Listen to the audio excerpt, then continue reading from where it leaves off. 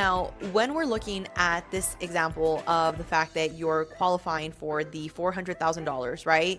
Now, two houses can both cost $400,000 and have a different monthly ownership cost. So we want to keep that in mind, okay? If you buy in one area and then you buy in a different area, I don't want you to just base it off of what someone on TikTok told you. Yes, this house is going to be $3,000 a month, $2,000 a month. We really want to find out with the lender and look at the property taxes in that area.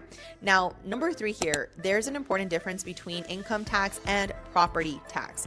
This is something I don't think enough people are explaining. And income tax generally changes with your taxable income.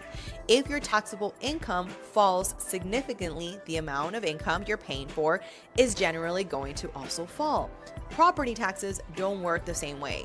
So this is something you also want to keep in mind, because just because you are getting into an area where there is a no state income tax, that doesn't necessarily mean you're going to save money, right? In a lot of cases, yes, you will, but let's use the example of that $400,000 home.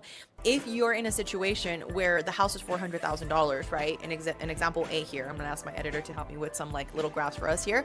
So on this example, let's just say we have the $400,000 home, and then on this example, we have where you're making $100,000.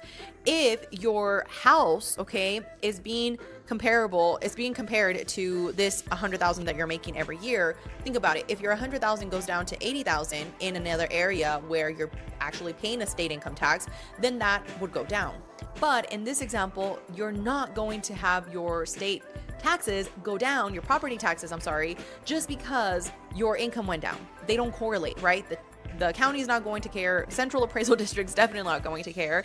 And what they're going to do is they're still going to assess the value at the $400,000.